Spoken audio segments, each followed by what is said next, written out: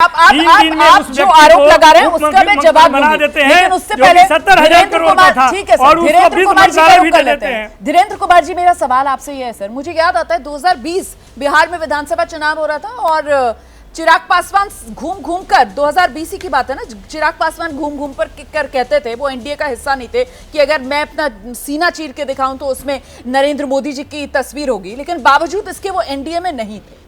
और अब जिस तरीके से चिराग पासवान की एनडीए में दोबारा एंट्री हो रही है, वहां उत्तर प्रदेश में हम देख रहे हैं कि राजभर साहब वो एनडीए के खेमे में आ रहे हैं।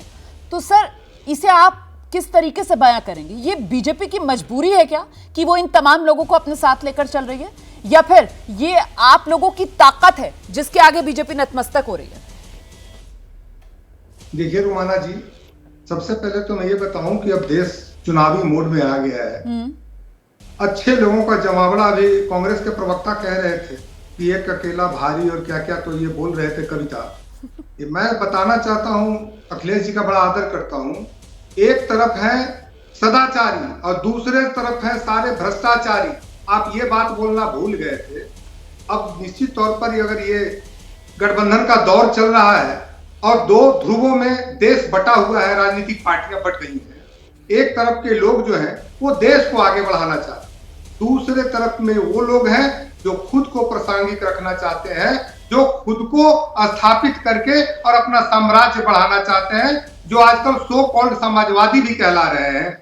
ये बताइए ना कि भ्रष्टाचार, अरे आपको पता है, आपके भ्रष्टाचार के बारे में उंगली उठाने की जरूरत नहीं है। मैं राजद के मित्र को बताना चाहता हूं कि आप तो कोर्ट के तरफ से आपके नेता ही भ्रष्टाचार में सजायाफ्ता, इसलिए आप तो उस पर बोलिए ही नहीं। मैं आपके बातों का जवाब नहीं देना चाहता हूं। बिहार में जितने लाठी से आपने पिटवाने का काम किया है नवल जी, ये लोकतंत्र एक तरफ मरने की दुहाई दे रहे हैं कि लोकतंत्र मारने का, लोकतंत्र बचा ही नहीं है। और आपने ही लोकतंत्र के बारे में भूल गए क्या? शर्म नहीं आती है? शर्म नहीं आती है कि यहाँ पर आकर इस तरह का बकवास करते हैं? प्रोफेसर साहब, अच्छा नहीं लगता है सर, संयम से अपनी बात रखे ना। आप बोल रहे थे, बीच में किसी ने टोका नहीं। आप धीरेन्द्र जी को सुन लीजिए, मैं बारी बारी सबके पास आ। धीरेन्द्र जी, अब आप भी उनका नाम लेकर बात मत करिए ना सर, आप भी अपनी बात रखिए दर्शकों के सामने। आप उनको मत नाम लेकर टीज कीजिए सर, प्लीज। ठीक है, आइए धीरेन्द्र जी। राजद के जो कारनामे हैं, आप जान के पूरे देश देख रहा है इसको कि भ्रष्टाचार में किस पार्टी का राष्ट्रीय अध्यक्ष और बेल पर किस पार्टी के लोग यहाँ पे बैठे हुए हैं। कौन भ्रष्टाचारी है? पूछिए और रोजगार की बात करेंगे। कौन भ्रष्टाचारी है? मेरा सवाल, मैंने जो सवाल पूछा उसका तो आपने जवाब ही नहीं दिया धीरेन्द्र जी। मैंने जो सवाल पूछा उसका तो आपने जवाब ही नहीं दिया। आप तो सर सीधे सीधे आरजेडी को लेकर अटैक करने लगे। मेरा सवाल तो ये था ही नहीं। मैं तो आपसे ये पूछ रही थी कि कहां तो चिराग पासवान कहते थे सीना चीर के दिखा दूंगा, उसमें नरेंद्र मोदी हैं, तब भी वो एनडीए का हिस्सा नहीं थे। तो 2024 के लिए ऐसी क्या मजबूरी कि अब चिराग पासवान एनडीए में शामिल किए जा रहे हैं? आप जवाब सोच कर रखिए सर, जवाब दीजिएगा। ये मेरा सवाल था। नहीं सर, आपके पास जवाब था नहीं। मैं तब तक जल्दी से अभिज्ञान प्रकाश जी के पास चल रही हूँ। अभिज्ञान जी, सर निकल गई, गाड़ी निकल गई, अब नहीं, अब अगली बार। अभिज्ञान जी प्लीज आइए और बताइए मुझे कि फिलहाल यहाँ जो एक तरफ ये महागठबंधन विपक्ष की एकता और दूसरी तरफ एनडीए जो अपना कुनबा मजबूत करती हुई नजर आ रही है, किसकी राह कितनी आसान कितनी मुश्किल आपको नजर आती है? देखिए, ये बात में कोई दो राय नहीं है कि हिंदुस्तान का इतिहास गवाह है कि बदलाव होते हैं। तो अगर बदलाव होने होंगे तो बदलाव होंगे। आपकी हमारी टेलीविजन चर्चा से उस पर कोई असर नहीं पड़ेगा।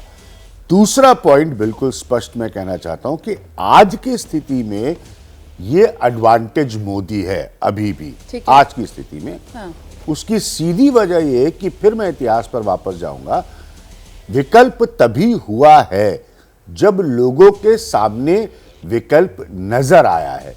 तो एक कंसोलिडेटेड ऑपोजिशन तो उसके लिए तो बीजेपी 2004 गिनाती है ना जी। तो माफ कीजिएगा, कांग्रेस कहती है कि 2004 में कौन था? एक तरफ इंडिया शाइनिंग था और दूसरा कोई चेहरा तो था नहीं। ऐसे बहुत सारे उदाहरण हैं। हाँ। लेकिन आपको मेरी बात पूरी हो जाने दीजिए। कंसोलिडेटेड ऑपोजिशन की तस्वीर दिखानी पड़ती है। हाँ। यूनाइटेड फ्रंट का भी एक्सपेरिमेंट हुआ, उसमें तो सरकार बनने के बाद दो प्रधानमंत्री बाद में बने।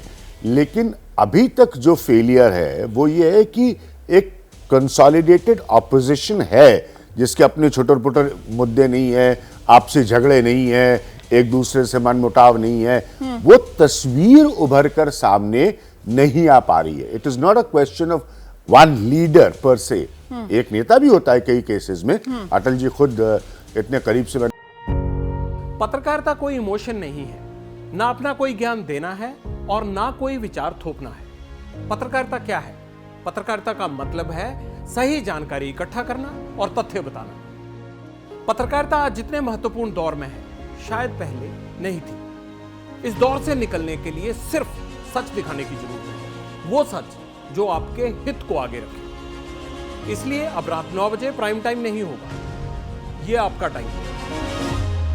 जगविंदर पटियाल के साथ देखिए पब्लिक इंटरेस्ट 17 जुलाई से सोमवार से शुक्रवार रात 9 बजे सिर्फ एबीपी न्यूज पर। एबीपी न्यूज आपको रखे आगे।